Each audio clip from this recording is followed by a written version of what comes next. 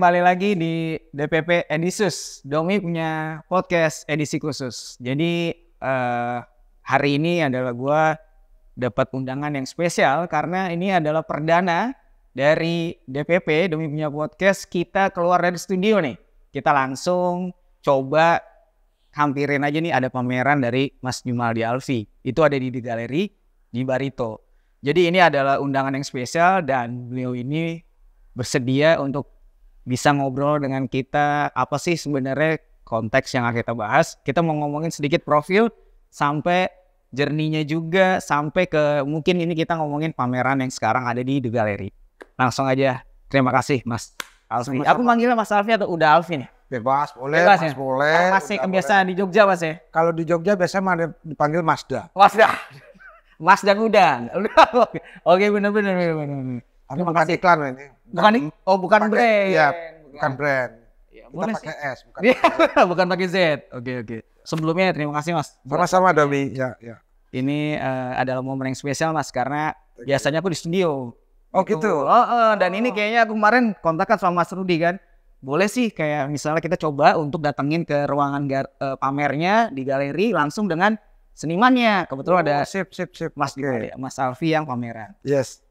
Jadi gini Mas, biasa sih kalau aku ngobrol di DPP ini program podcastku kan sebenarnya mau coba profiling teman-teman yang hadir di sini. Aku coba mau sedikit bertanya tentang, mungkin udah banyak banget lah aku soalnya melihat Mas Alfi ini kalau aku googling udah banyak banget, mau podcast lah, mau media, nge-review ya. Tapi ini coba untuk sedikit aja profiling dulu zamannya sebenarnya kalau aslinya kan sebenarnya malah bukan Jogja.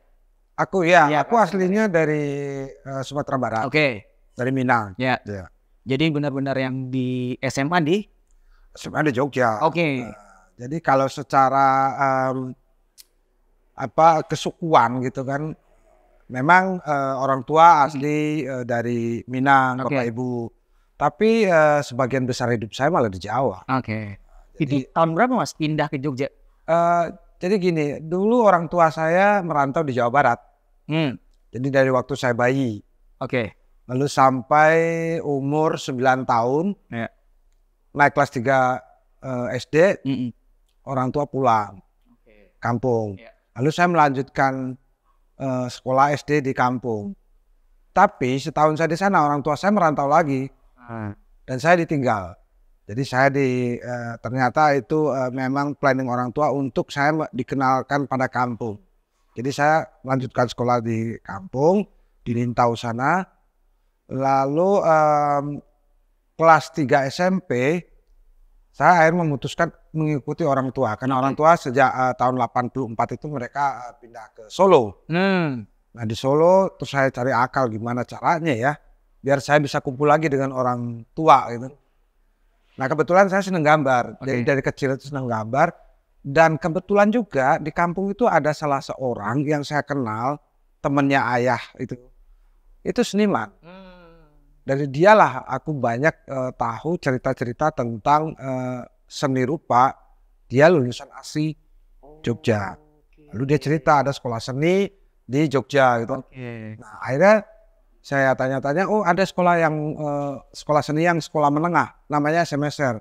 Nah itulah yang membuat saya memutuskan saya menyusul orang tua untuk bersekolah di SMSR. Walaupun orang tua minta tetap lanjutkan sekolah menengah di kampung, tapi saya bilang ini sekolahnya hanya ada di Jogja gitu.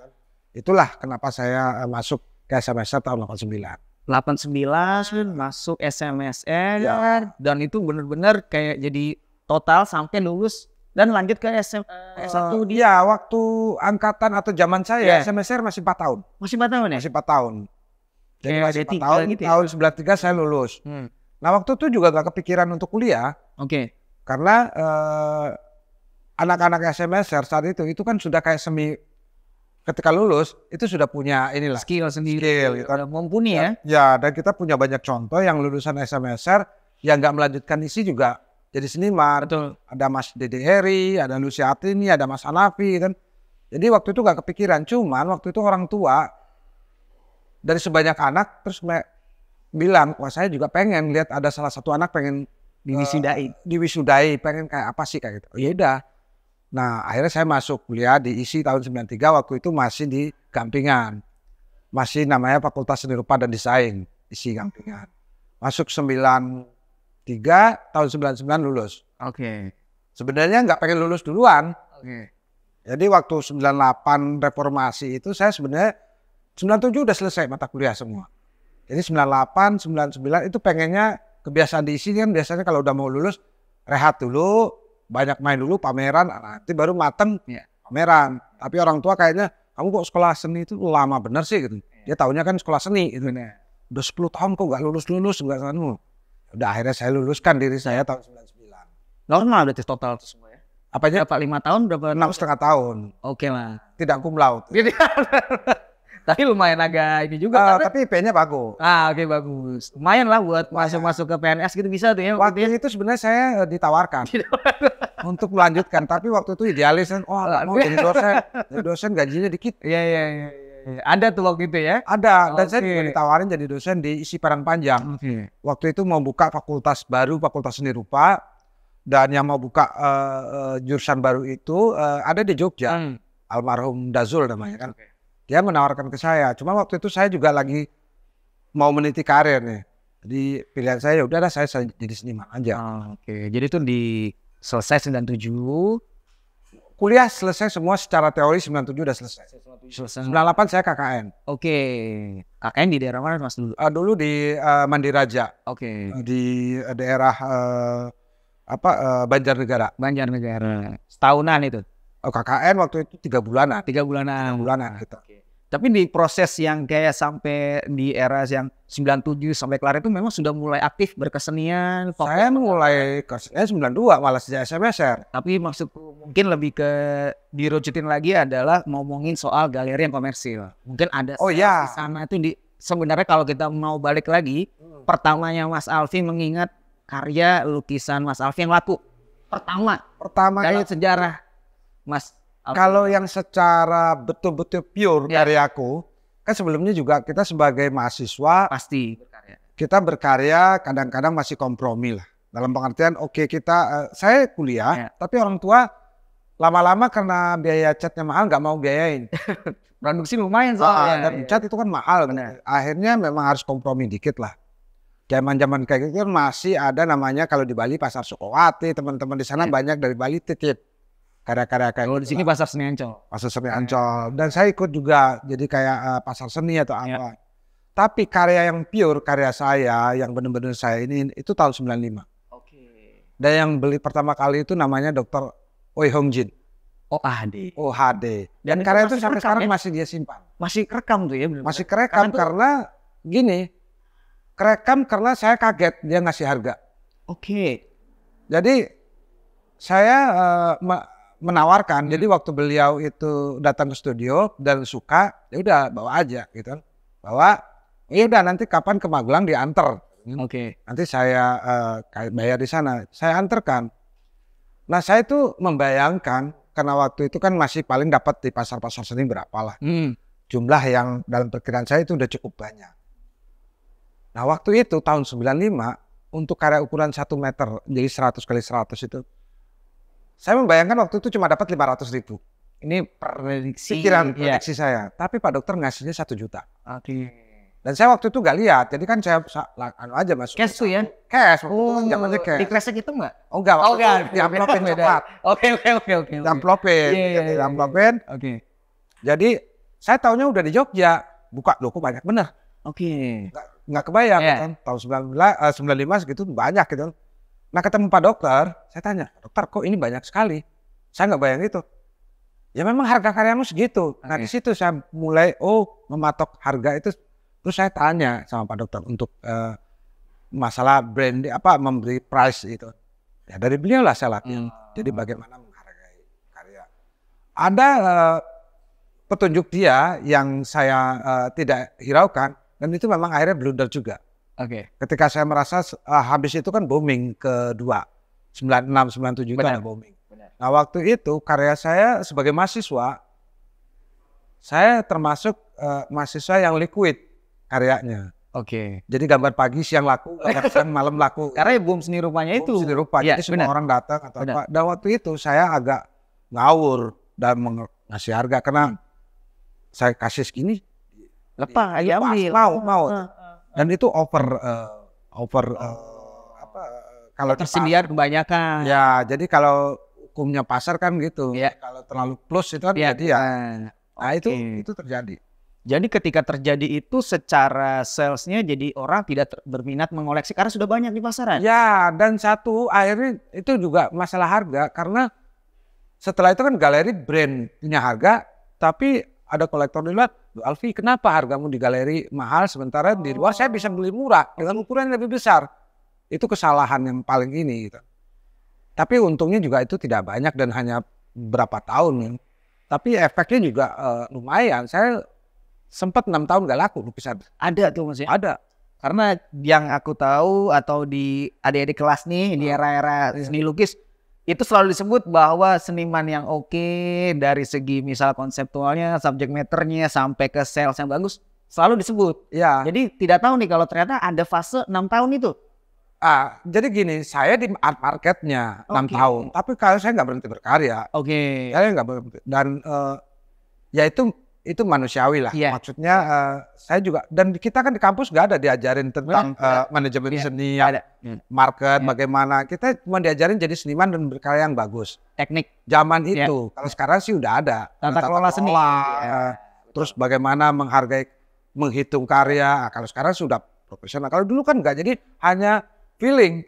Wah ini kayaknya cocok. Nah itu kalau kita nggak pinter-pinter atau memang tanda kutip tuh kemarau gitu kan, ya udah. Jadi apa yang kamu ambil itulah yang kamu dapatkan gitu. Nah saat itu seperti itu. Tapi saya nggak berhenti walaupun lukisan waktu itu sudah mulai tidak ada yang mau beli gitu. Saya tetap berkarya karena memang dari awal datang niat saya kan pengen jadi pelukis. Saya masih ingat di SMSR itu dan saya masih simpan bukunya. Jadi waktu saya datang ke Jogja tahun-tahun 89 itu saya bikin mungkin sekitar tahun 90. Saya beli HPS waktu itu 1 rim. HPS itu saya potong sendiri, saya jilid sendiri. Itu buat sketchbook. Jadi dulu nggak ada sketchbook yang kayak sekarang. Kita bikin sendiri. Nah saya menggambar di sana dan banyak quote-quote atau motivasi atau curahan hati di sana. Nah salah satu itu ada tulisan yang saya tulis begini, saya datang ke Jogja pengen jadi pelukis. Kalau seandainya dengan melukis saya menjadi kaya, semoga kekayaan itu membuat saya menjadi pelukis lebih bagus. Tapi kalau ternyata uang itu membuat saya pelukis jadi mending tidak usah kaya. Dan itu ada tulisan. Sampai sekarang masih ada? Sekarang saya masih simpan. Jadi ketika saya terpuruk, itu kan saya baca ulang itu lagi. Oh iya, jadi ini saya paham, oh ini fasenya. Dan saya tidak drop gitu kan. Saya tetap bekerja dan kebetulan ada jadi kayak blessing in disguise gitu kan. Jadi ketika saya terpuruk itu ada temen orang penerbitan Bentang Budaya. Iya era 90-an. Ya tahun 90-an 2000-an itu Bentang itu melihat karya-karya saya dan dijadikan cover ininya. Cover bukunya. Itu Bentang itu sangat top. Dan yang menariknya dalam menggarap cover buku itu saya kan dikasih bahan. Untuk tema-tema yang akan saya gambar. Dan itu ternyata banyak membantu saya karena saya banyak mendapatkan ilham dari teks-teks yang dia kirim. Jadi akhirnya saya bisa tidak hanya soal artistik aja, tapi tentang konsep, tentang tematik. Jadi tahun-tahun segitu saya menggarap tentang tema kejiwaan. Tentang psikologi. Nah karena memang asupan buku yang saya dapat gitu. Jadi saya bikin dulu seri-seri psikoanalisa gitu dari teks itu. Dan itu membuat kekayaan kasana pikiran dan ide. Jadi benar-benar yang kayak jadi literasinya ada, konteksnya ada. Jadi akhirnya ketemulah visualnya. Dan itu yang melatih saya untuk jadi menggambar atau melukis tidak hanya sekedar feeling aja gitu. Ada sesuatu yang memang harus disampaikan. Itu di tahun berapa Mas yang pertama itu perdananya karya Mas Alfi ada jadi cover? Tahun 2001 apa 2002? Itu udah mulai tuh ya, banyak karya jadi cover gitu. Nah kalau sedikit balik tadi, kalau di masa buruknya yang bener-bener drop itu sudah berkeluarga belum sih Mas? Saya masih mahasiswa. Mahasiswa itu? Dan menariknya itu kan pacar saya ajak menikah itu ketika saya drop. Oh gitu? Ya. Boleh diceritakan buat teman-teman yang belum nikah nih, kayak aku juga nih. Jadi gini, waktu saya itu malah banyak duitnya, istri saya, waktu itu pacar saya tuh nggak mau malah. Kenapa ya? Jadi ada rasa pas momen drop ini lebih cocok. Mungkin dia kasihan ngeliat saya. Oke. Kasihan ngeliat ternyata kok ada ini, terus tanpa babi bu, iya dia mau. Kita menikah tahun 2000. Jadi saya TA tahun 99. Saya 97, 98 itu kan lagi oke-okenya itu. Tapi 99 itu drop. Oh, oke. Nah, terus malam berpikir menikah. Ya kasihan mungkin lihat saya. Oke. Backgroundnya apa mas? Istri waktu itu? Istri saya dari lingkungan seni rupa juga. Ya dari keluarga seniman juga. Oke. Dari keluarga seniman, tapi kebetulan dia tidak bergelut di sini, cuman pernah kerja di galeri. Gitu. Dan ternyata setelah ada pernikahan ini boom lagi ya? Enggak juga. Enggak juga. Kirain ada invasi itu. Jadi ketika pernikahan itu, ya itu 6 tahun itu saya enggak laku. Oke. Cobaan mungkin ya. Iya. Proses kehidupan dan sempat panik. Iya. Sempat panik karena waktu itu gini, saya memilih menikah. Kenapa saya menikah gitu kan? Jadi saya membayangkan waktu itu saya harus melatih diri saya. Jadi ketika saya diberikan kemewahan, fasilitas itu, ternyata ada yang membuat saya lupa diri. Jadi saya tidak kontrol. Iya. Dulu saya punya uang waktu mahasiswa itu mungkin 20.000, itu bisa saya irit. Oke. Karena nggak punya duit ya, 20.000 ini buat 3 hari di Jogja itu masih murah kan. Nah tiba-tiba saya punya uang 1 juta, 2 juta di saku karena laku lukisan. Dan 1 hari bisa ngabisin duit 500.000. Bayangin aja dulu 500.000 kayak gitu. Oh iya nyanyi. Iya. Jadi teman dikasih rokok, ada belum apa semua. Ada yang mabuk disupport gitu kan. Oke. Nah itu lupa diri. Oke. Lalu hanya setahun 2 tahun itu diambil lagi. Nah diambil lagi. Ya karena memang manajemen buruk waktu itu kan nggak ada latihan, nggak ada apa. Diambil lagi dan saya putuskan menikah, dan waktu menikah itu saya hanya modal 350.000. Jadi kita tidak ada pesta, tidak apa. Pokoknya oke, saya niatnya baik. Itu untuk melatih saya, kalau saya menikah berarti saya harus bertanggung jawab pada orang lain. Iya. Jadi dengan istilah ada anak orang ikut saya bertanggung jawab, sehingga saya melatih diri saya untuk jadi bertanggung jawab gitu. Bener. Mau nggak mau, kalau misalnya sendiri kan mau nggak makan kayak mau apa kan terserah. Tapi ini nggak bisa loh. Jadi akhirnya saya kan harus berpikir bagaimana. Nah itu akhirnya yang melatih. Oke. Sampai anak saya 2 itu saya masih susah. Baru ketika anak ketiga ada itu ekonomi mulai agak bagus. Nah itu tahun 2005-2006. Booming yang ketiga. Dan saya belajar. Dari booming saat itu saya tidak mau lagi seperti dulu. Yang dulu jor-joran yang siapa mau datang saya kasih. Bawa duit ya. Kali ini saya atur gitu. Kebutuhannya berapa sih? Kalau memang dengan 1 atau 2 lukisan cukup ya sudah. Oke. Karena memang kenapa tadi aku coba mention soal keluarga pernikahan ini kan kadang biasanya di era yang kayak angkatanku atau mungkin yang muda ini justru dia menikah di era yang lagi oke secara pendanaan, finansial gitu. Jadi merasa bahwa itu buat modal. Tapi kalau tadi malah berbalik Mas Alfi ya. Jadi benar-benar yang akhirnya berpikir ada rasa kayaknya. Mungkin saya yang keliru. Kalau teman-teman itu mungkin sebenarnya benar itu kan. Ya jadi mapan dulu baru menikah. Kalau saya enggak. Kan setiap orang punya perspektif beda-beda. Beda-beda. Itu buktinya 6 tahun pertama yang pusing. Wah kenapa kawin ya? Jadi ada anak itu pusing gitu kan. Wah gimana cara makannya anak nih. Tapi akhirnya saya percaya sih bahwa setiap orang punya rezeki masing-masing. Dan ya itu akhirnya ada kehidupan akhirnya yang lebih bagus, lebih baik. Tapi akhirnya saya di situ juga latihan untuk berpikir bahwa tidak semua itu punya kita. Nah akhirnya ketika, dan saya senangnya istri saya juga paham dengan kayak gitu, dia juga bisa mengerti. Karena ya itu tadi dia datang ketika saya lagi terpuruk. Jadi dialah yang sebenarnya banyak mengingatkan gitu. Jadi ketika ada hal-hal apa dia yang bisa ngerem saya gitu.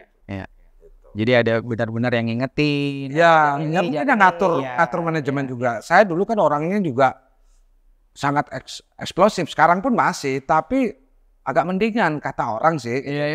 Dulu lebih sangat ekspresif, lebih nggak banyak pikir panjang gitu. Mungkin karena istri yang lebih kalem, saya banyak belajar sama dia. Jadi tadi ada pernah merasakan di era boomnya seni rupa yang kedua dan ketiga di 2006, 2005, 2006, ya 2007 itu kan benar-benar sempat ngerasain juga belajar dari yang sebelumnya. Artinya tidak banyak mengeluarkan karya di boom yang ketiga itu. Oke. Dan itu lumayan ampuh ternyata sistem itu Mas ya. Ya, karena gini, jadi kalau bom 9697 itu kan memang kayak orang beli paketan begitu. Nah kalau ini itu juga waktu itu sudah ada balai lelang. Betul. Jadi ada auction house, ada Christie, ada Sotheby's, ada Masterpiece, ada Borobudur. Nah itu yang membuat sebenarnya kalau kita ingat itu kan dari karya Putu Sutawijaya. Nah itu sebenarnya dalam tanda kutip juga membantu. Nah akhirnya kan saya punya harga yang ternyata di pasar mereka punya standar gitu. Tapi saat itu walaupun sudah sangat jauh harganya dengan karya yang lama, saya tidak silau. Tidak lalu saya gunakan lagi cara lama. Enggak. Kalau dulu misalnya karya 5 biji itu 20 juta, ini hanya karya 1 20 juta. Kenapa saya harus jual 5 biji? Ya udah. Jadi kalau ada temen yang, Alfi saya pengen 2, pengen 3, enggak, 1 aja dulu. Dan itu memang latihannya cukup berat. Karena orang bawa duit kan. Tapi saya karena punya masa ada pengalaman nggak mau lagi itu kan. Gitu. Nah waktu itu memang ada galeri yang memanage nggak sih Mas di era boom yang ketiga itu? Mungkin yang pertama jauh dari galeri ya kalau. Ada sih. Soalnya beberapa kan aku dengar kayak kakak kelasku atau teman-teman itu juga memang di era boom itu yang tetap dipegang sama galeri jadi dikontrol lah. Makanya untuk segi pengeluaran karya. Saya ada galeri cuman. Sempat ada juga ya? Ada.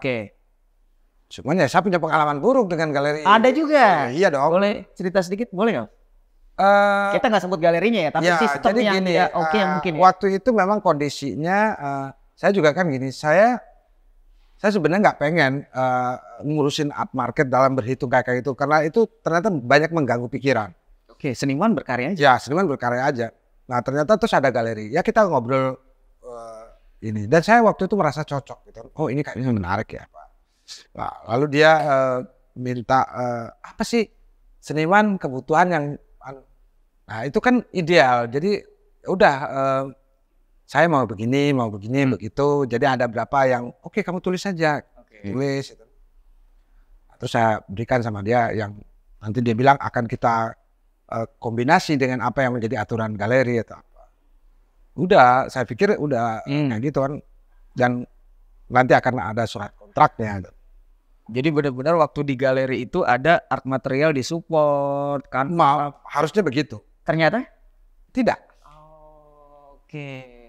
Jadi surat itu sudah saya bikin, sudah saya serahkan. Padahal di situ memang tertulis saya butuh cat, saya butuh kata. Oh iya, saya tulis. Semuanya sudah ada, tapi tidak direalisasikan sama galeri.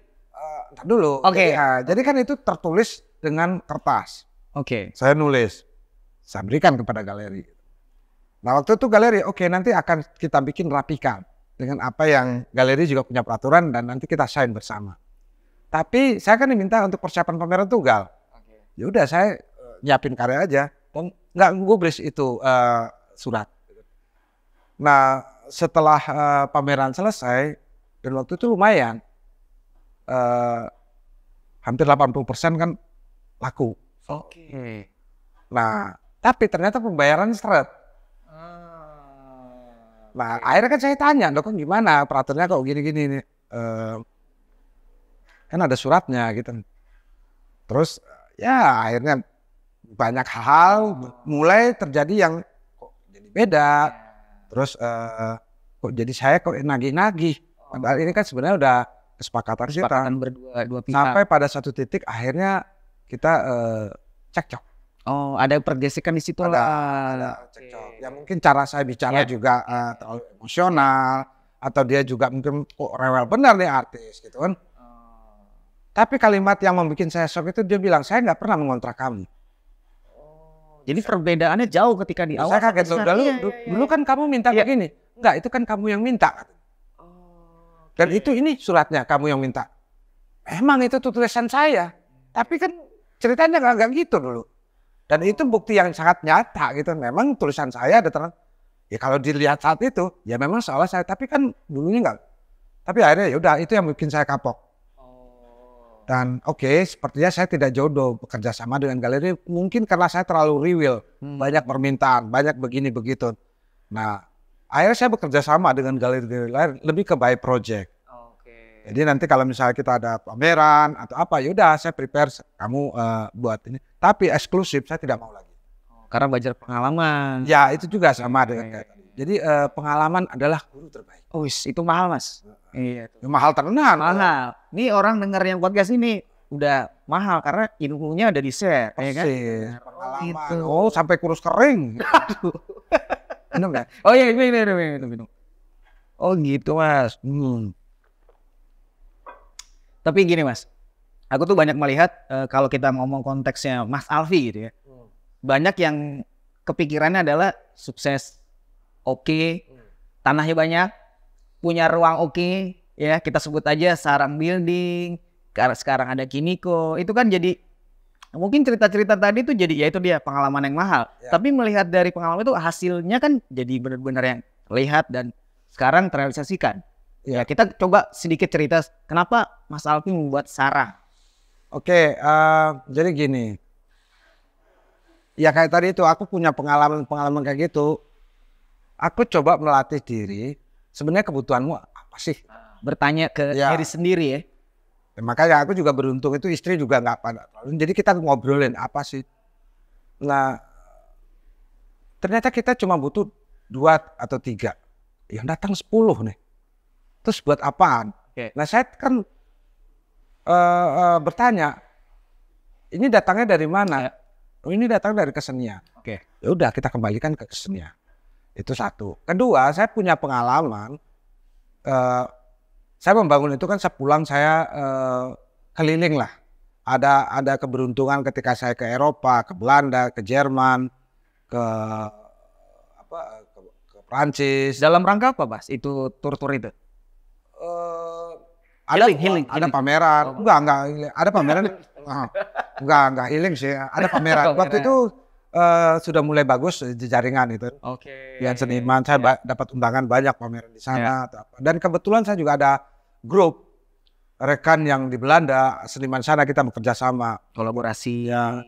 Terus saya membangun itu sepulang dari New York. Jadi saya punya pengalaman melihat studio-studio di sana. Jadi kepikiran. Dan gini juga kepikiran, ternyata jejaring kayak gini nggak susah-susah amat. Saya sebenarnya gini, saya jadi ketawa karena waktu saya mahasiswa, saya merasa jejaring itu sulit sekali. Saya ketemu dengan teman-teman senior yang waktu itu punya jejaring keluar, saya tanya sama mereka, itu kok kayaknya itu sebuah yang rumit sekali, itu kesempatan yang kayaknya susah ditembus. Dan ternyata enggak sih sebenarnya gitu. Ternyata terbuka lah pikiran itu. Terbuka semua orang itu bisa. Nah terus saya pulang, saya nggak mau deh kayak gitu. Saya kalau ada kesempatan, saya akan share kepada teman-teman. Karena gini, saya dari awal kan berpikir, teman-teman muda itu bukan saingan saya. Itu adalah sparring partner. Kalau itu saya kan latihannya gini, kayak tadi saya kan pengen jadi pelukis yang baik. Tentu saya harus belajar banyak dan harus melihat yang ini. Ya kayak olahraga kan, if you want to be a champion, you need a good sparring partner. Kalau sparring partnermu ayam sayur ya gimana? Kamu mungkin bisa ngalahin mereka, tapi ya kalah dengan pengantin itu fake karena kamu memang udah kuat itu. Nah kamu harus bikin sparring partnermu tuh sehat, lebih tangguh gitu. Ya caranya apa? Ya digizi dong. Nah makanya ruangan itu itu satu. Kedua, seni itu kan selalu muda. Saya berangkat tua itu pasti nanti ada sesuatu yang mandek di otak saya. Nah, ngelihat anak-anak muda itu kan memancing saya lagi untuk tetap bergairah itu kan. Nanti ini anak muda kayak gini, nanti saya disalip gimana. Jadi setidak-tidaknya itu jadi kayak baterai gitu. Dan senang melihat itu akhirnya. Dan saya orangnya memang suka ngobrol, suka ketemu gitu kan. Jadi melihat ruang-ruang kayak gitu diisi teman-teman tuh saya senang gitu. Jadi lebih bagaimana membuka ruang untuk mensupport yang ada di kelas tadi, teman-teman. Karena mungkin kalau kita ngomongin akses soal informasi dulu nggak begitu banyak mas ya. Ada rasa kita ngomong simpelnya nih, banyak dikip. Ya banyak dikip Oleh sebagian orang misalnya ya. Ya. Nah kalau di Mas Alvin punya perspektif, gue justru maunya nge-share gitu. Ya. Aku nge-share aja gitu. Karena ini penting buat mereka-mereka ini. Oke. Karena saya percaya dengan orang itu kan punya rezekinya masing-masing. Ya. Jadi nggak perlu takut ya. Ya kalau kamu ternyata rezeki orang kamu keep, kamu juga nggak dapat, orang nggak dapat, kan rugi. Benar. Nah share aja. Dan saya percaya bahwa sesuatu yang baik nanti juga datangnya baik. Ya. Saya pernah punya pengalaman gini. Ini bukan bilang bahwa saya baik ya, tapi itu pengalaman. Saya cerita kayak gini. Suatu hari ada orang datang ke tempat saya dan saya tuh benar-benar nggak tahu dia itu siapa. Oke. Laki perempuan? Laki-laki dong. Iya. Seniman gitu. Iya. Terus dia bilang, dan dia sudah jadi tumbuhnya seniman bagus itu. Dan dia ngomong ke saya, Mas, itu kalau nggak kamu dulu yang bantu saya sudah pulang. Maksudnya gimana? Enggak. Waktu itu saya datang ke studiomu terus kamu ini. Waktu itu saya biasa aja, saya cerita karena saya punya pengalaman gitu. Share aja. Kamu harus begini. Dan saya cuma ngasih kopi, ngerokok, pulang kasih bensin atau apa. Ternyata itu membuat dia semangat lagi gitu. Dan itu menurut dia sangat membantu dia. Tapi saya nggak pikiran bahwa memang niatnya nanti kalau kamu besar, nggak ada gitu. Nggak ada tendensi apapun. Cuma itu memang akhirnya lulus aja. Nah itu yang akhirnya membuat saya begini. Jadi sebenarnya kesenian itulah poinnya. Saya mungkin bisa membuat karya-karya yang memukau orang. Tapi setelah itu dampaknya apa sih? Ya. Nah sejak itu makanya saya tidak memutuskan lagi jadi pelukis. Maksudnya gini, lukisan ternyata tidak cukup untuk menampung hal seperti itu. Ya. Ada hal-hal lain namanya kegiatan kesenian itu. Nah itu akhirnya kan apa? Saya melukis itu kan dengan energi yang positif. Ada energi itu bisa ditampung oleh lukisan. Tapi ternyata ada yang tidak dengan aktivis seni yang lain. Nah ngobrol-ngobrol kayak gini, ini kan saya share. Nah itu yang terjadi gitu. Oh berarti ada ide tidak cukup aja dengan lukisan. Makanya lalu saya bikin komunitas, saya bikin sarang building, saya bikin residensi, saya bikin kiniko gitu kan. Itu ternyata untuk menampung ide yang tidak cukup hanya di lukisan. Karena untuk kemaslahatan tadi gitu kan. Kemaslahatan saya pribadi, kemaslahatan teman-teman juga gitu. Tapi maaf juga kalau misalnya saya nggak bisa menampung semua. Ada 100 gitu cuma ketampung 10 gitu ya mohon maaf ya 90 belum gitu. Tapi setidaknya kan ada yang menampung. Setidaknya ada ruang buat teman-teman terutama mungkin yang dari mahasiswa atau yang baru lulus untuk bisa dan menariknya gini, itu jadi inspirasi. Jadi inspirasi akhirnya teman-teman yang lain membangun. Karena saya bilang gini, pengalaman saya waktu bombing kedua itu kan, dan juga ketiga. Saya waktu bombing ketiga udah bilang ke beberapa teman, saya punya pengalaman di bombing kedua itu kan. Kalian ini keberuntungan, tapi kalian jagalah. Yang paling penting buat seniman itu adalah rumah produksinya. Dapurnya. Satu, dapur secara keluarga, dan kedua dapur sebagai produksi factory-mu. Bikinlah studio yang bagus. Sehingga nanti kamu kerjanya ini. Bikinlah ruangan yang bagus. Sehingga nanti kamu bisa nyaman. Satu, dua ada yang ini. Tapi beberapa yang banyak itu sama melakukan dengan hal saya dulu. Foya-foya. Dan ternyata benar setelah bombing itu selesai, mereka kebingungan. Banyak setelah itu angkatan. Tahu kan? Kamu masih ingat gak berapa teman yang dulu? Banyak mas. Dulu ada fase yang kelangenan. Zaman dulu makannya susah. Tiba-tiba lukisannya laku, beli motor. Pokoknya masih kelangenan itu. Ada keinginan yang belum terrealisasikan. Ada uang tiba-tiba langsung beli. Tapi setelah udah nggak ada produksi, udah nggak ada sales, bingung. Dijual-jual lagi. Rumah akhirnya ngontrak lagi. Nah, padahal saya udah kasih tahu gitu. Yang penting itu. Ya saya bilang, kamu mau ngomongin hargamu segini, tapi terus kamu ngelukis di sudut dapur gini-gini ya. Orang gimana mau percaya gitu. Itu. Ya latihan-latihan kayak gitulah buat inspirasi teman. Jadi benar-benar yang akhirnya kan teman-teman juga banyak belajar dari Mas Alvin juga ya. Karena tentang nih ada buktinya bahwa secara manajemen itu juga harus bagus. Bahwa juga bukan soal personal sebagai seniman. Tapi juga berguna buat kayak umum istilahnya, apalagi buat ada di kelas. Kayak ruang kan memanage atau membuat ruang kalau kita ngomong ya itu kan nggak mudah. Benar-benar yang kita butuh modal, runningnya nanti bagaimana, ada program di sana itu kan butuh Nah, itu menariknya gini, saya tuh sebenarnya kalau untuk hal kayak gitu nggak ada manajemennya. Oke. Manajemen saya tuh percaya aja karma. Oke. Buktinya saya sudah dari 2012 itu kan. 2000 si Sarang Building ya. Oke. Sampai sekarang. Ya. Berarti ya udah mau 12 tahun. Ya. Saya nggak punya manajemen yang dalam pengertian ada kayak begini harus begini enggak. Mengalir aja. Oke. Karena saya percaya ini saya niatkan untuk hal baik dan pasti ada nanti yang support. Oke. Ada aja yang support dan buktinya sampai sekarang masih ada. Ya. Karena memang saya niatkan saya tidak komersialisasi, tidak mencari untung untuk kayaknya ini untuk memang bareng-bareng.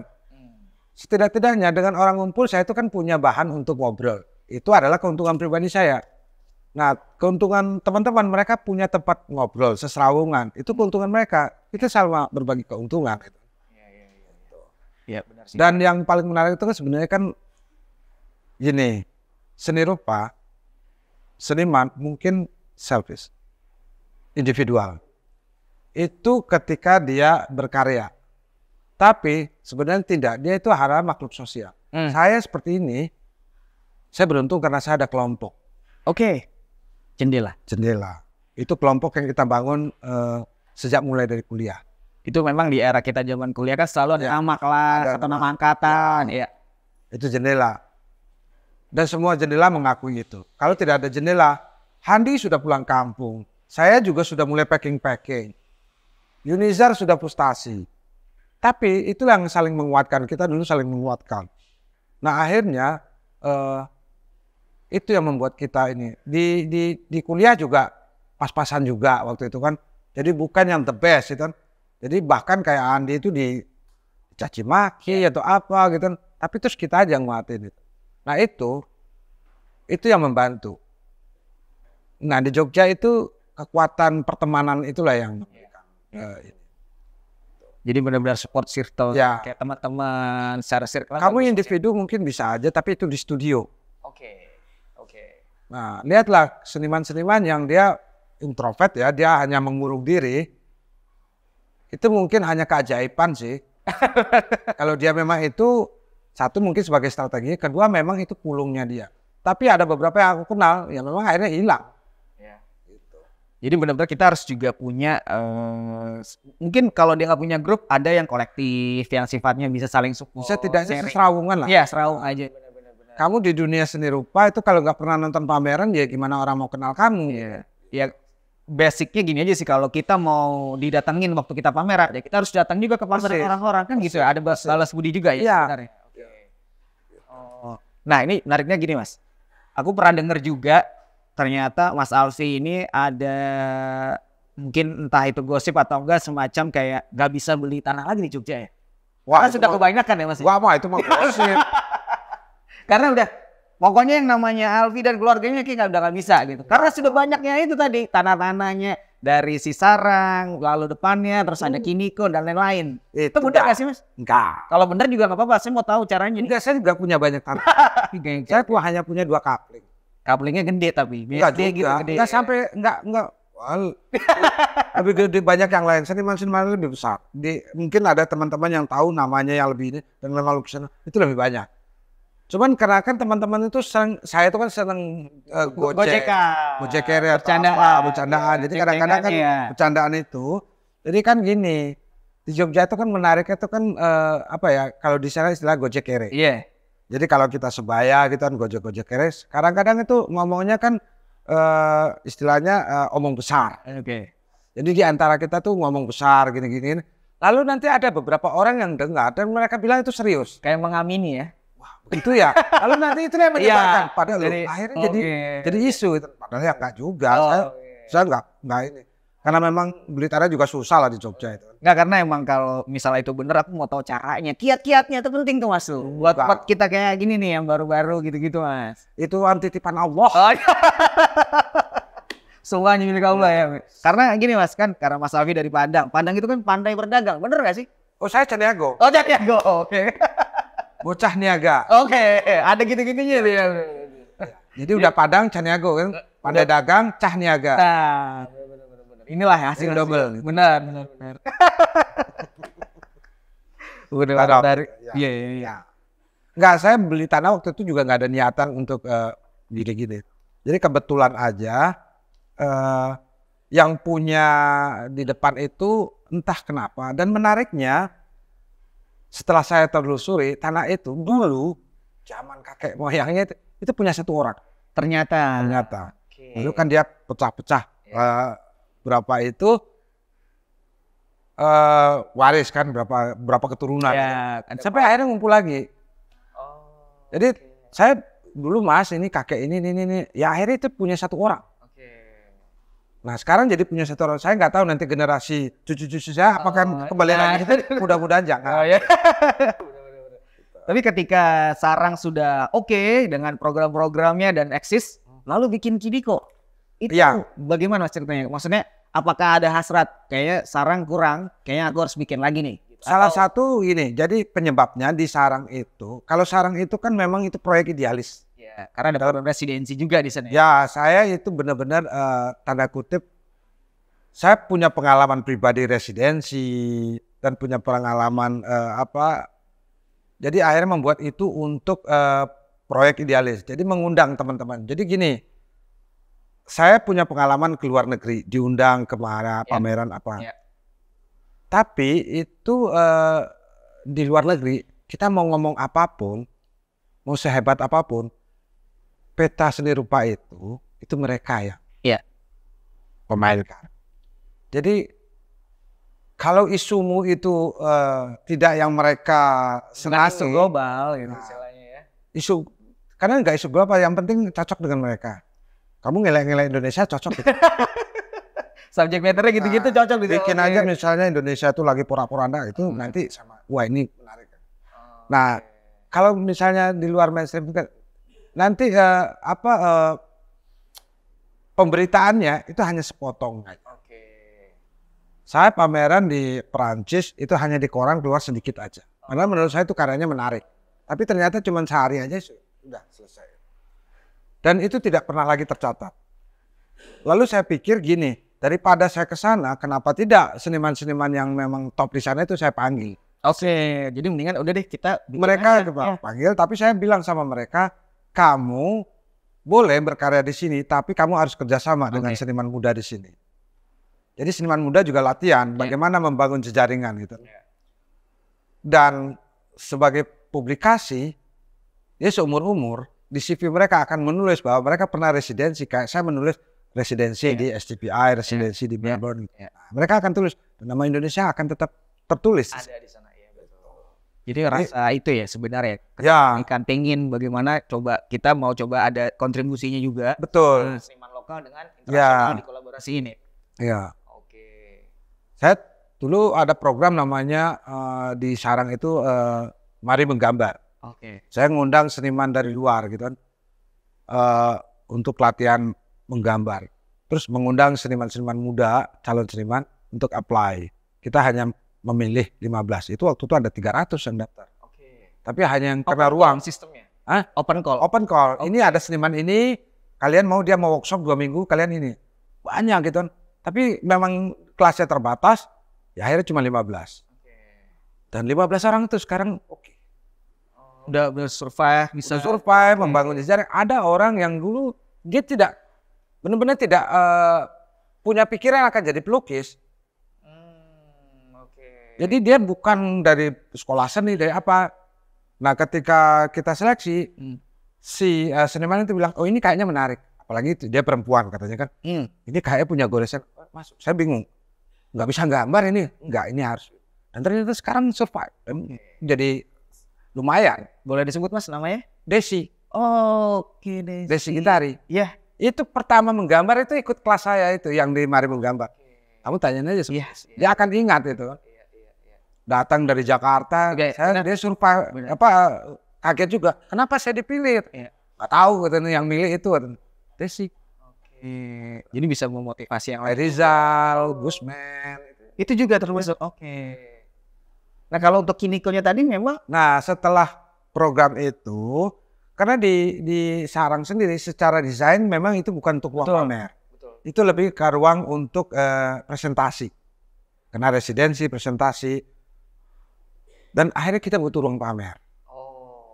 Nah kebetulan saya itu punya ponakan yang ikut saya. Jadi gini, saya tuh dulu sering diminta sama teman-teman kolektor untuk nganterin teman-teman ke tempat teman-teman. Iya. Tapi lama-lama saya kan risih, saya itu sesama seniman. Betul. Nganterin. Satu, risihnya kalau laku teman-teman sungkan sama saya. Betul. Karena kamu tahu sendiri di Jogja kan ada namanya. Risiko tuh mas ngata-ngata gitu. Lumayan tuh 10%, walaupun tidak ada. Saya kan gak enak. Kalau nggak laku juga gak enak.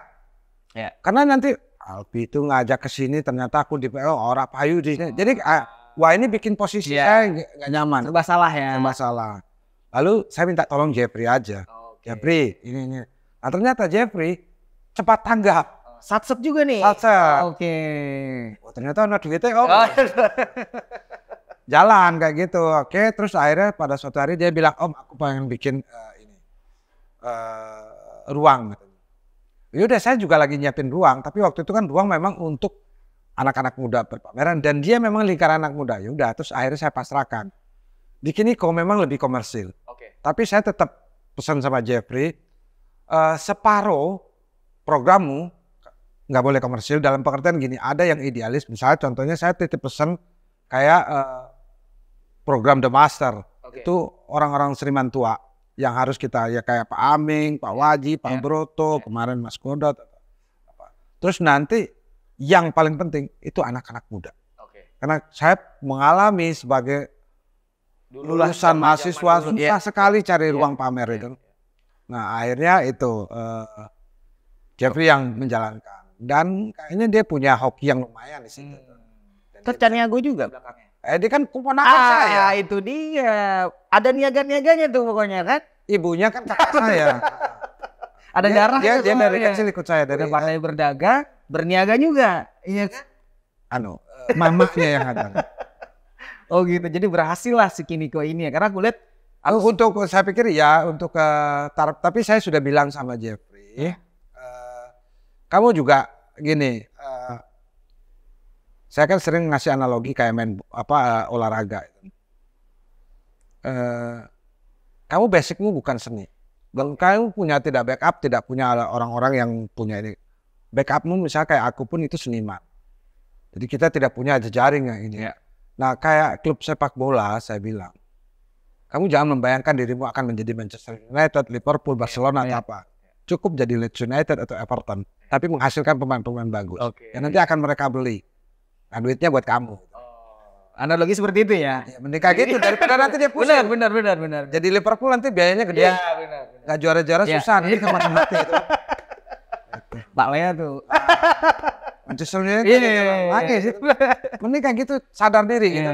Tapi kan banyak jadi yang teman-teman yang dulu secara latihan pamerannya di Kiniko jadi di galeri-galeri besar.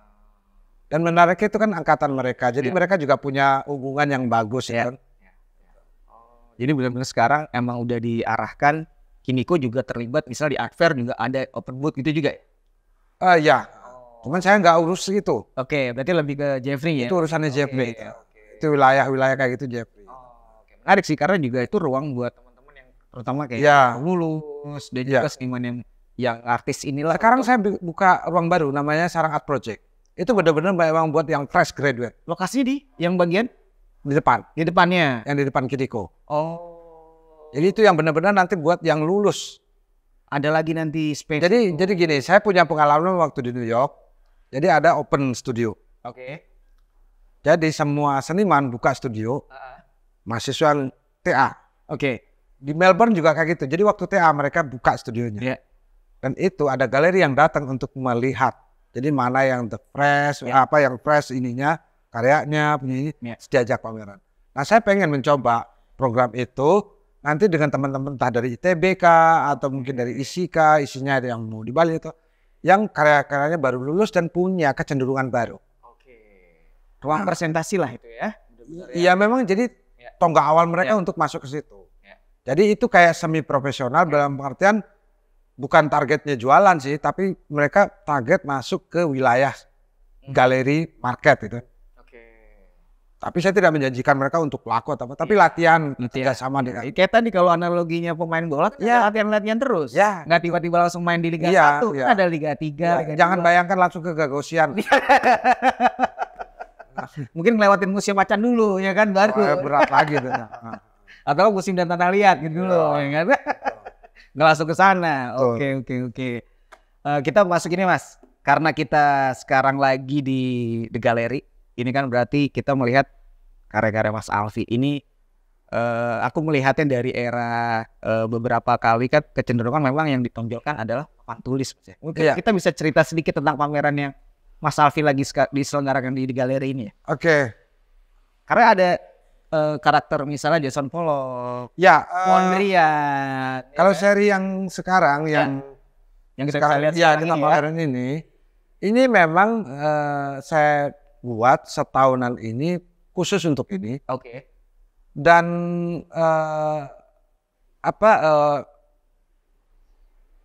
memang memakai blackboard karena memang harus pakai blackboard. Oke. Walaupun sebenarnya saya tidak bikin blackboard terus itu. Oke. Memang secara kalau didurasin waktu saya mulai menggarap tematik blackboard itu tahun 2000 berapa itu? Udah 20 tahunan lah gitu. Tapi nggak lalu konser itu, kadang ada seri ini. Nah kalau untuk ini memang harus begitu karena harus pakai blackboard. Nah ini berbeda dengan seri yang sebelumnya waktu blackboard yang ada landscape atau apa, itu saya lebih ngomong tentang sejarah kolonial, ada kolonial dekolonialisasinya itu kan, dan sejarah seni rupa Indonesia awal itu. Tapi gini, yang saya omongkan sebenarnya bukan pada karya-karyanya. Itu lebih saya tertariknya sebenarnya sisi-sisi psikologisnya. Kayak misalnya karya Rereading Landscape atau misalnya karya-karya pemandangan. Saya bukan lalu serta-merta mengcopy Basuki Abdullah sebagai ini, tapi sebenarnya kenapa Basuki Abdullah? Kenapa dibalik itu? Apa yang disebut way indie? Dan apa sih saat itu yang dirasakan oleh senimannya? Dan lalu saya bandingkan dengan situasi saat ini. Sejarah 80 tahun seni rupa modern Indonesia itu. Mentalitasnya seperti apa? Sebenarnya saya lebih ngomongin itu, bukan pada fisika. Sama di abstrak juga kayak gini. Di abstrak ini yang seri How to Explain. Ini saya saya bukan menjadi pelukis abstrak. Saya bukan membuat lukisan abstrak. Kan tadi ada yang nanya, kenapa sekarang kok pindah jadi abstrak, Mas? Ada pertanyaan itu ya? Ada. Lalu menjawabnya gimana jawabnya? Saya tidak melukis abstrak. Kalau lukisan saya realis. Kamu lihat kan secara fisik itu realis. Objeknya lukisan abstrak. Objeknya. Nah, objeknya lukisan abstrak. Tapi dia selain sebagai objek, itu saya juga mengangkatnya sebagai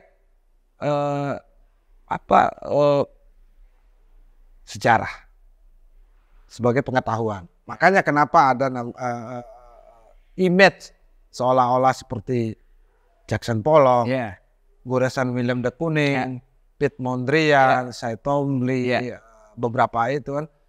Nah itu sejarah, itu pengetahuan, dan itu yang kita pertanyakan gitu kan. Jadi kayak misalnya itu ada tulisan action painting, mitos atau realitas. Jadi saya memancing, memprovokasi sebenarnya.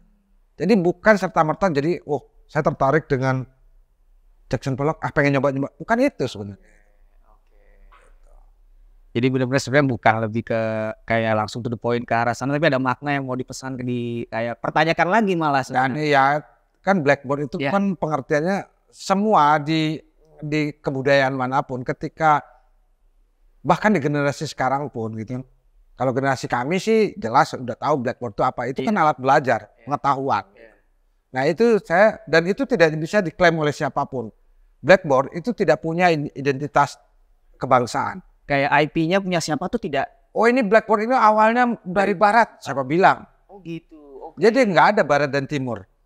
Nggak ada istilahnya orang mengklaim, blackboard pertama kali ditemukan. Tidak ada tuh ya? Tidak ada. Jadi intellectual propertinya milik siapa tuh tidak terdeteksi? Nggak ada. Jadi bukan Belanda juga atau negara barat? Belanda nggak, Mana ada dia klaim Blackboard kami mulai.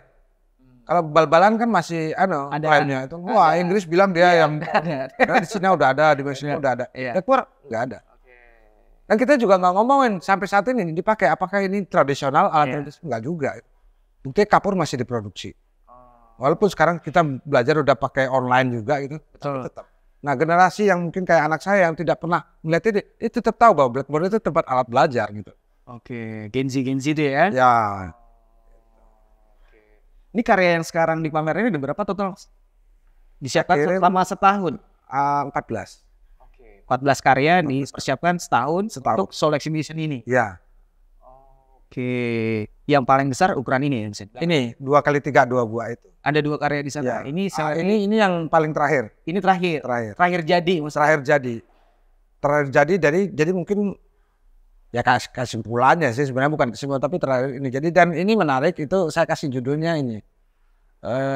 How to explain painting, the painting was extended before. Iya, ini as if painting never existed before. Seolah-olah lukisan itu tidak pernah ada sebelumnya. Jadi saya ngomongin setelah seri itu banyak, gitu yang ini kamu lihat ini. Jadi saya memprovokasi para pemirsa. Ketika kamu dikatakan apa itu lukisan, kamu serta-merta kan langsung memorimu mengingat lukisan-lukisan yang pernah atau apa itu dilihat atau apa. Tapi sekarang saya mau coba kamu hilangkan memori itu. Jadi seolah-olah lukisan itu sebelumnya tidak pernah. Apa yang kamu bayangkan? Jadi melihat ini ada pertanyaan lagi ternyata ya? Itu. Saya mencoba dengan kayak gitu. Jadi itu pertanyaan ke awal saya. Apa yang, karena kalau ini kan kamu lihat, biasa jejak-jejak orang itu kan kelihatan. Karena saya ingat memori painting, oh ini Pollock, oh ini. Nah ketika yang ini, ada kalimat itu, jadi saya membuang semua apa. Ya, orang-orang lama dulu, ketika painting itu belum ada, nenek moyang kita, apa sih yang dia bayangkan? Dia hanya melihat ke atas kok. Ada semesta yang keindahan kayak gitu. Dan tidak ada apa, dia hanya merasakan pikiran dengan rasanya. Nah itu yang saya coba dan akhirnya jadinya seperti ini. Jadi saya tidak, kalau yang lain-lain mungkin ada jejak, saya membayangkan Pollock, saya membayangkan Mondrian sangat jelas, ini saya mau copy Mondrian. Kalau di sini itu saya hilangkan semua. Saya tidak membayangkan siapapun, saya hanya ikutin intuisinya saya itu. Saya membayangkan, coba saya bayangkan lukisan tidak pernah ada gitu aja. Saya cuma punya ada cat. Jadi kalau di sini lupa ada namanya theory of play dulu. Saya lupa siapa yang ini, tapi kita belajar dulu kan gitu. Nah, itu. Makanya dari segi waktu inilah yang cukup lama. Dia yang terakhir. Jadi dari antara semua itu dia yang paling seri terakhir. Berarti untuk yang di edisi pameran ini memang ada beberapa penulis atau hanya satu ya, Mas? Untuk pameran ini ada satu penulis, tapi itu di buku. Nah ini aku tadi mau bahas nih, karena di sini ada 4. 1, 2, 3, 4. Jadi karena seri Blackboard itu sudah 20 tahun. Orang kan sering suka tanya, Mas, kenapa kok kamu masih gambarin Blackboard aja? Saya pernah memutuskan, katanya udah ada berhenti di Blackboard, karena akhirnya saya juga ngeri juga. Saya itu menentang apa yang disebut dengan modern art yang punya. Dulu kan saya sering cemooh orang kok ngelukis itu aja. Dari dulu topeng aja. Terus misalnya kaligrafi itu aja.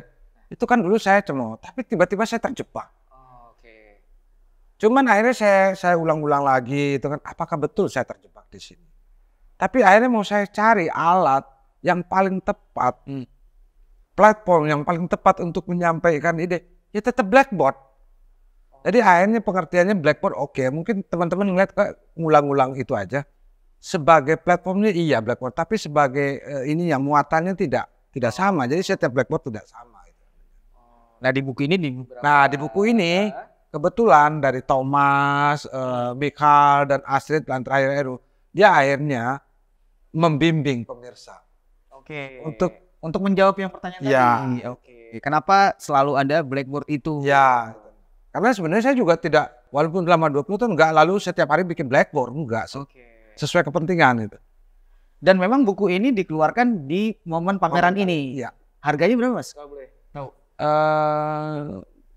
900.000. Agak tanggung memang ya. Iya, iya. Kalau misal lukisannya nanti gambarnya lebih komplit mungkin naik harga. Oh beda ya? Iya. Jadi semoga teman-teman segeralah ke The Gallery. Karena nanti ini ada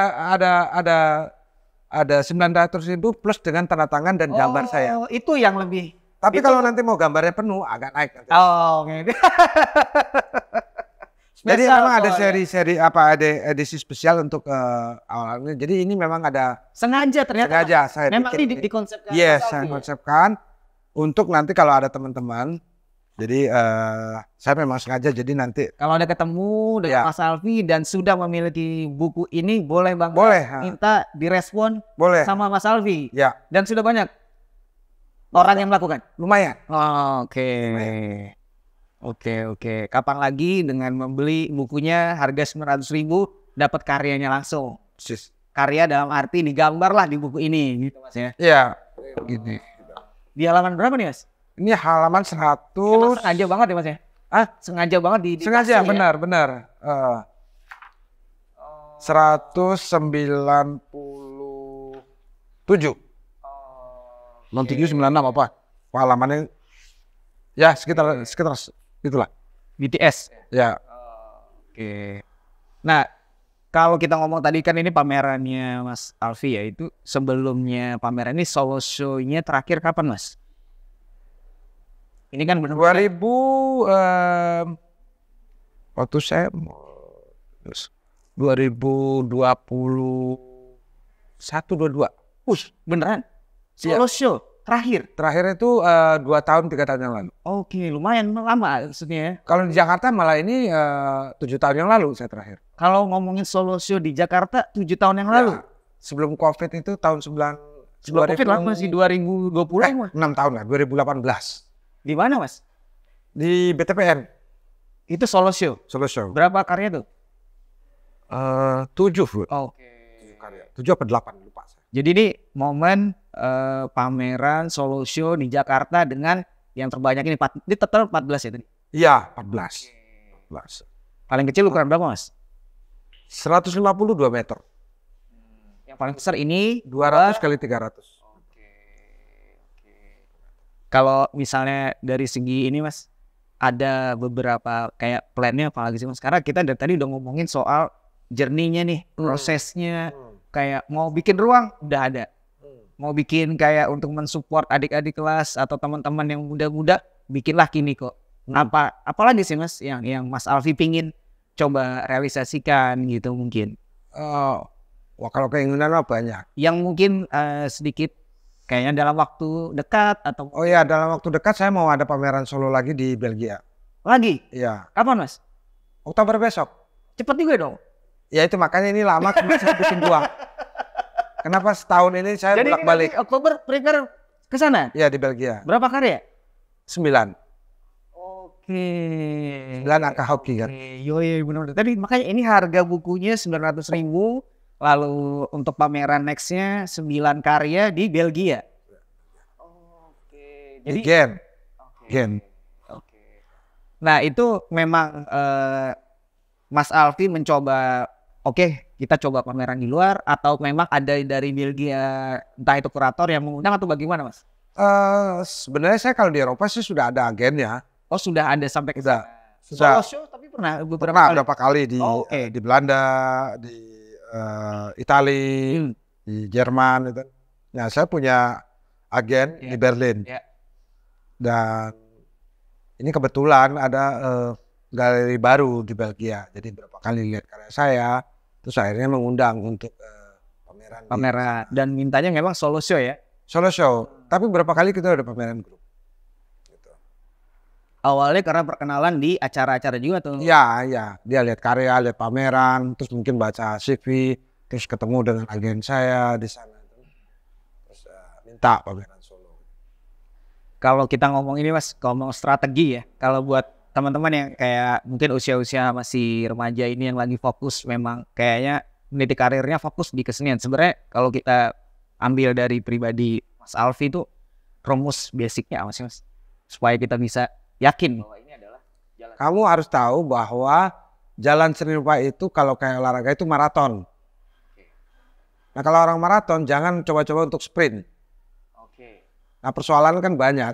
Kita kadang lupa bahwa ini adalah maraton. Menjadi seniman itu hanya satu profesi yang tidak ada pensiunnya. Profesi yang lain ada. Kamu nanti host jadi podcast itu ada pensiunnya. Ada masanya. Ada masanya. Oh iya benar-benar. Seniman itu pensiun itu ketika dia mati. Jadi ketika kamu masih hidup, kamu nggak boleh bilang bahwa saya itu established artist. Karena kamu masih ada proses, ada sesuatu yang akan kamu gali terus. Nah itu, jadi itu tadi, kamu harus atur irama.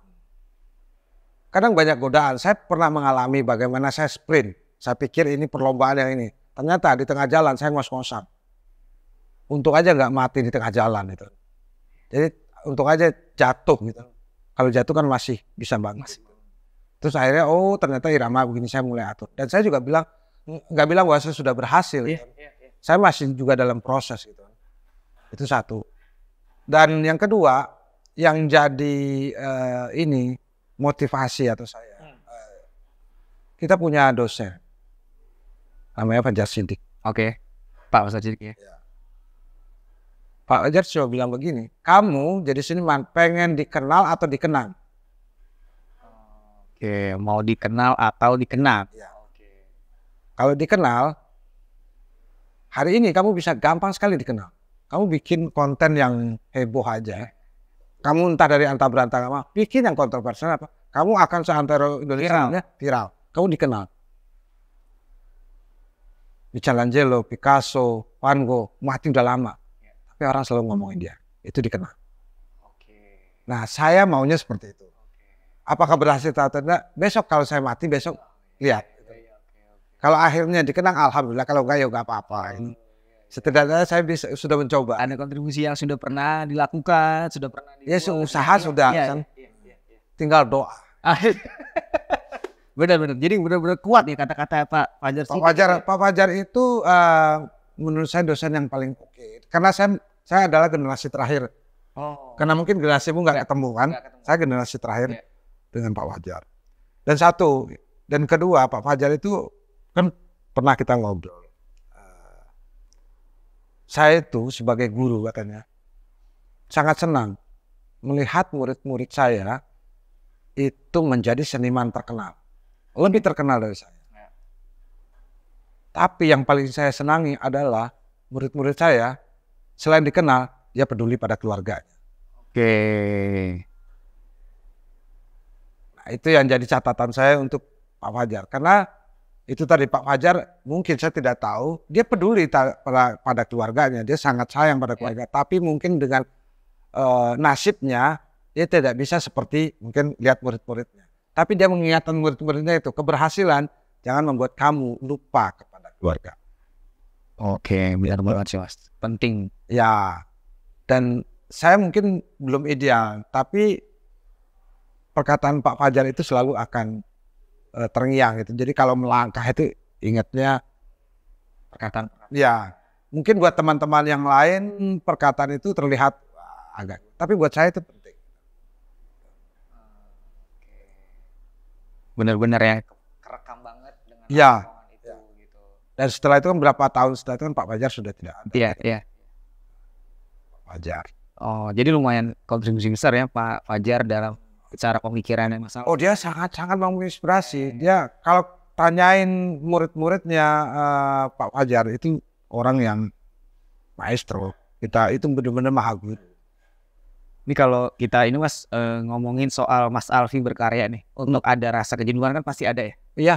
Bagaimana sih cara untuk supaya agak kayak kembali konsisten? Kayak karena kan ini tadi kita ngomong waktu nih, pameran di sini di tanggal sekian, nanti next one-nya lagi ada pameran lagi, itu kan butuh waktu untuk mempersiapkan ya. Nah itu kan benar-benar pasti ada momen juga kayak rasa bosan atau kayak jenuh gitu. Ya. Bagaimana gini? Ya saya rasakan kalau untuk aktivitas eksekusi karya, iya jenuh, iya ada. Caranya begini? Tapi saya tidak pernah jenuh dengan kesenian. Persoalannya sekarang mengaplikasikannya. Makanya kenapa ada Sarang Art Building, kenapa ada Kiniko. Ada ide-ide yang ternyata tidak bisa ditampung oleh lukisan. Sementara ide itu harus jalan. Dan ternyata ide itu harus komunal. Nah, ketika saya bisa mengeksekusi acara-acara, misalnya pameran teman-teman di sana, di Kiniko, atau terakhir itu ada pameran namanya Mantagi. Mantagi itu oke banget. Iya. Itu ketika pameran itu sukses dalam pengertian bagaimana orang itu rasanya keberhasilan sama dengan ketika saya menyelesaikan sebuah lukisan yang menurut saya perfect. Nah, karena saya tahu ini harus diselesaikan bukan dengan lukisan. Nah, kenapa juga kadang-kadang gini, ada memang ini harus dengan blackboard. Oh, balik lagi ke tadi. Tapi ada juga ini, kan ada teman-teman, kenapa kamu nggak bikin 3 dimensi? Sekali 2 kali kamu bikin 3 dimensi itu oke sekali. Kayak saya kemarin bikin surau, atau bikin di sini ada kapal Madura. Saya tidak mau hanya sekedar memindahkan 2 dimensi menjadi 3 dimensi. Kalau memang bahasanya tidak itu, ya enggak. Jadi nggak memaksakan sekali. Enggak, jadi kalau memang dia dibutuhkan itu, ya itu. Jadi saya punya ide. Dulu hanya tahunya lukisan. Ya. Dengan lukisan, kan tidak semua. Jadi gini loh, apa ya, sambal kacang tidak semua bisa jadi lotek atau jadi pecel. Gitu. Jadi ini jelas buat ini. Saya paksakan untuk bikin bakso itu kuah kacang itu gimana rasanya. Dia tetap aja mungkin ada yang makan itu. Tapi kan nggak match. Jadi ini ada ide, ini kayaknya nggak bisa dengan lukisan ini. Jadi bahkan mungkin hanya omong-omong aja bisa puas gitu kan. Saya memprovokasi gitu. Wah, ini kontemporer banget ya. Jadi hasilnya bukan lagi pada fisik yang saya jejaknya ini. Jejaknya itu pada orang-orang gitu kan. Dan itu membuat saya senang. Saya ini sekali lagi bukan bukan bilang bahwa itu bahwa saya yang main, tapi setidaknya provokasi itu ada beberapa teman yang saya bilang tadi itu. Mungkin saya punya sedikit ada kelebihan ya melihat misalnya gini. Ini kayaknya kamu untuk saat ini jangan ditampilkan deh. Oh, ada sense itu, Mas? Iya. Ini temamu tuh bagus, tapi momentumnya nggak bagus ini. Menurut saya loh. Senayang juga Mas Alfi. Ya, karena dulu suka ziarah kubur. Gitu. Benar-benar. Oh, tirakat gitu-gitu. Iya. Enggak juga sih. Ini sensitif, jadi pengalaman aja. Ada beberapa teman dan itu terbukti gini. Coba kamu ini deh. Karena gini, ada beberapa karya yang sebenarnya sangat bagus, tapi momentumnya tidak tepat. Akhirnya karya itu tidak bunyi. Benar. Jadi harus kamu, nah sebenarnya itu tugas kurator.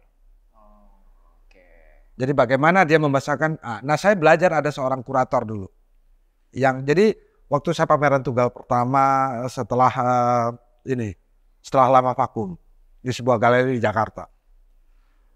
Terus galeri itu tanya saya, kamu mau pilih kurator siapa? Lalu saya bilang, saya ada satu kurator yang pengen saya ajak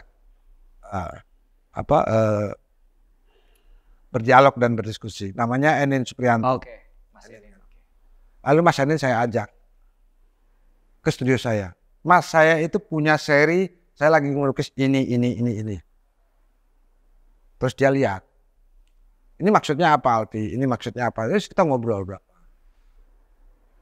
Nah, terus dia bilang, kayaknya yang pas ini harus kamu bawa ini. Jadi itu ibarat orang strategi ini. Ada sebuah perang di sana. Saya tahunya hanya produksi senjata. Tapi perangnya kayak apa saya nggak tahu. Medannya kan sesuai. Medannya itu. Nah, kurator itulah yang membawakan. Harusnya dia tahu, wah ini ternyata perang itu perang besar, kamu itu harus bawanya itu meriam. Nggak mungkin bawa pistol.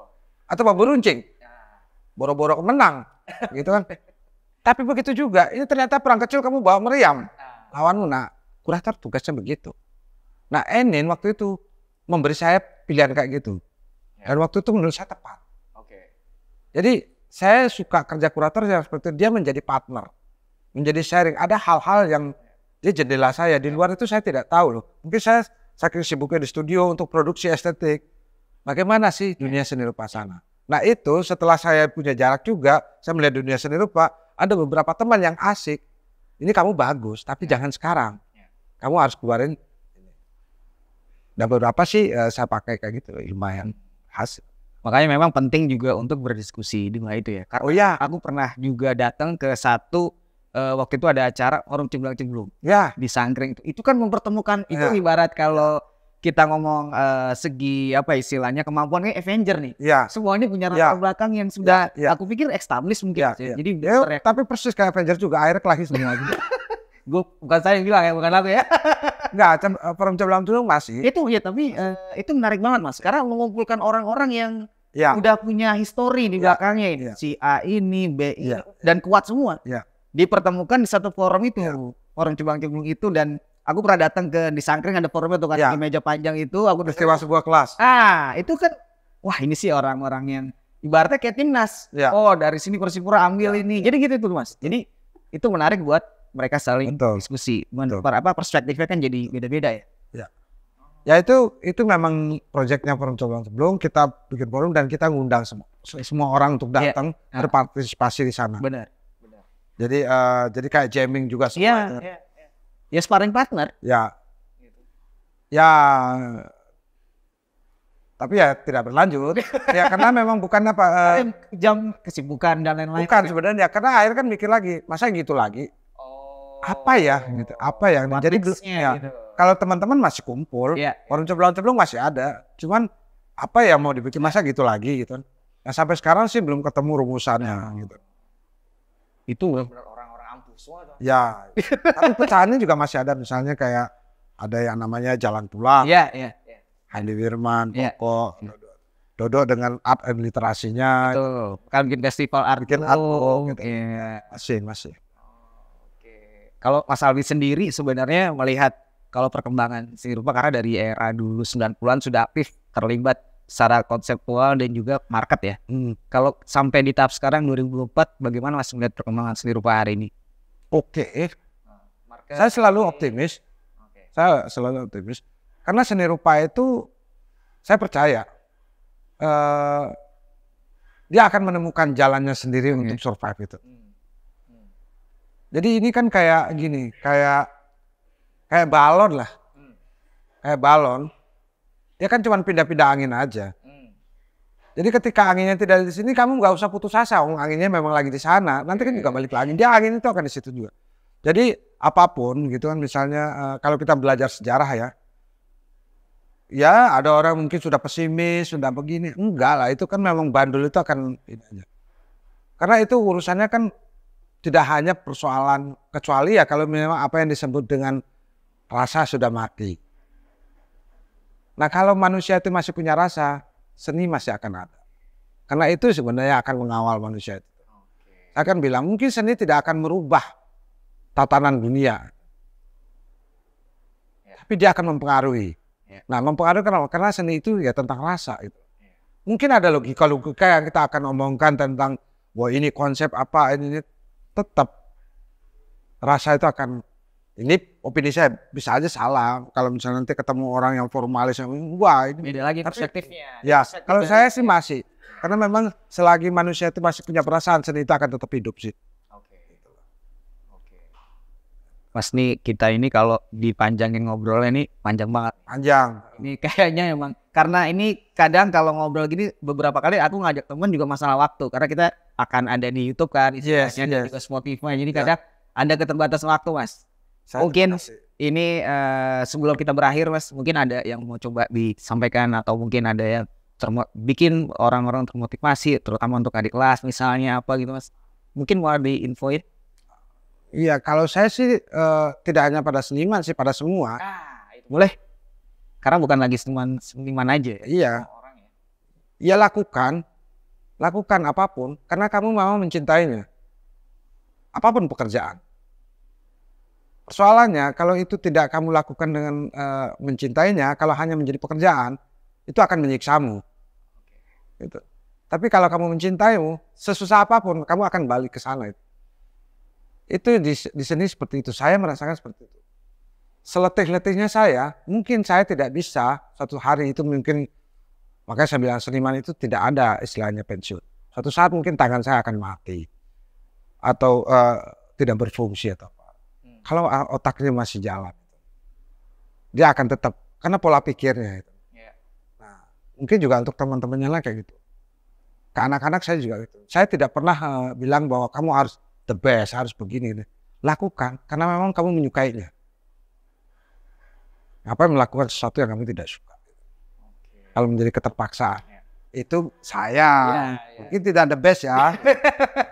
Tapi kan ya perspektifnya Mas Alvi apa? Karena pengalaman. Dan tetaplah berpikiran baik. Oke. Nah itu yang susah. Yang susah itu. Ya ini mungkin seiring umur. Makin dewasa gitu Mas ya? Bukan. Lebih. Karena udah semakin tua. Aku sih nggak mau bilang tua. Kepikiran macam-macam. Tapi yang menarik gini. Kalau dulu kan nggak kepikiran. Ini sharing aja gitu. Sesuatu itu tidak ada yang kebetulan. Semuanya ini ternyata sudah direncanakan ya? Sudah direncanakan. Persoalannya kamu itu waspada apa tidak? Oke. Kamu itu sadar apa tidak? Nah persoalannya itu yang harus kita tanyakan kepada kita dalam 24 jam kita itu. Banyak kita melakukan hal-hal itu otomat. Tanpa kesadaran. Tiba-tiba kita ngobrol ngambil gelas. Itu kenapa memang udah otomat. Tapi sadar nggak kenapa saya mengambil gelas? Kenapa saya minum? Air ini apa gitu. Nah, itu. Terus sesuatu itu yang saya bilang tidak ada yang kebetulan tuh. Misalnya begini. Ada sesuatu yang kamu lihat di depan. Wah kebetulan nemu. Enggak. Itu sebenarnya semua itu cermin. Kenapa? Kenapa misalnya kamu ngeliat itu yang harus kamu tanyakan.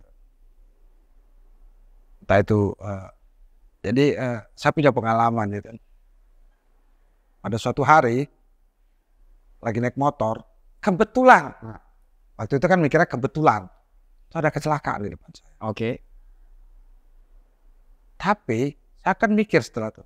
Kenapa saya menyaksikan? Kenapa kok tidak saya 1 detik sebelumnya atau apa? Atau 1 kenapa? Karena sesuatu tidak ada yang kebetulan. Saya setelah itu kan jadi hati-hati. Terus misalnya pergi ke mana? Tiba-tiba ada orang ngasih uang untuk orang makan. Kenapa saya menyaksikan? Kan saya mulai mikir. Jadi selama ini saya ngasih orang, itu dikirim sesuatu itu tidak ada yang kebetulan. Itu sebagai tanda-tanda buat kamu. Nah, itu sangat sufi itu. Nah itu nanti di podcast kedua. Oke. Ada part 2 nih. Art and spiritual. Benar. DPP nanti art and spiritual. Ada. Karena emang aku melihatnya gini Mas. Aku waktu di era kemarin ini juga aku sering muter tuh, melusukan itu tuh. Melihat Mas Alvi dengan Pak Lea ini kan ada proses ziarah di makam, ke cagar budaya juga atau ke daerah itu kan juga salah satu untuk bisa mengerti diri kita sendiri. Oke, penting juga ternyata Mas. Ya kalau aku sih ziarah ke makam itu kan ada lumut-lumutnya itu artistik. Buat karyaan lagi. Enggak sih. Jadi gini. Ya aku kan suka sejarah, seneng. Tapi yang menarik itu sebenarnya itu dari aku ada seorang guru ideologi yang sudah almarhum namanya Buya Safi Ma'arif. Kenapa aku pergi ke makam-makam lagi? Karena gini, kamu ingat siapa kamu sekarang? Kamu datang ke makam itu bukan untuk memuja tapi mengucapkan terima kasih. Kalau tidak ada orang-orang ini, kamu tidak akan seperti ini sekarang. Walaupun kamu tidak kenal. Tapi bagaimana sebenarnya jalannya dari tempuh itu sangat itu. Jadi mengingat bahwa kita itu sebenarnya makhluk sosial yang berjejaring sebenarnya. Leluhur. Iya. Wah menarik juga itu Mas ya. Perlu nanti ada part 2. Oke. Karena saya butuh udara segar. Oh iya. Benar. Oke. Mas, terima kasih banget obrolannya. Ini aku sama sangat senang sekali karena ini adalah juga momen DPP keluar dari studio. Sip. Akhirnya background kita atau di latar belakang ini adalah karya dari Mas Alvi. Kapan ke Jogja? Aku kemarin kalau urusan yang itu sering balik. Oke, bikin kontennya di Jogja. Boleh banget. Nanti akan kita trip ke sana. Pastinya akan mampir ke Sarang. Untuk art and spiritual tuh cocoknya di Jogja. Itu dia. Kita bawa kamera ke makam, menarik Mas. Di sini ada kamera. Lu spiritual itu nggak harus di makam. Oh, nggak harus ya? Enggak, itu mah bukan spiritual. Kalau ke makam itu ziarah. Ziarah. Jadi yang dimaksud spiritual itu bagaimana? Spiritual itu kan bukan pada fisik. Oke. Tapi dengan momentum. Nah, di Jogja itu memang momentum spiritual banyak. Kalau di Jakarta, momentum bisnis. Bener, beda momentum. Tapi bisa aja jadi bikin spiritual. Bisnis itu spiritual juga. Oh iya, itu penting juga tuh Mas. Jasmani itu kan rohani, gimana mau kalau jasmaninya bengek gitu kan. Bener. Oke, terima kasih Mas ya. Terima kasih. Nanti kita ngobrol lagi Mas. Ini kebanggaan banget bisa ngobrol Mas Alfi. Aku closing dikit Mas. Terima kasih edisi DPP Edisus, karena memang ini adalah momen spesial, edisi khusus kita tapping, syuting di pamerannya Mas Alfi. Itu ada di galeri sampai 21 September sampai 21 Oktober. Oke, pameran ini masih ada di galeri di Jalan Barito itu sampai 21 Oktober. Jadi buat teman-teman yang belum datang, silakan banget mampir. Dan ini bisa melihat karya yang tadi sudah kita ceritakan, itu total ada 14. Dan jangan lupa ini ada bukunya, harganya 900.000. Dan tadi ada informasi kalau misalnya sudah membeli dan nanti bertemu dengan Mas Alfi, ada satu space di dalamnya yang bisa langsung ditanda tangan atau direspon sama Mas Alfi, yang itu membuat buku ini lebih dari harga 900.000 itu sendiri. Terima kasih sudah nonton di episode khusus kali ini. Sampai ketemu dengan episode khusus lainnya. Selamat malam. Terima kasih.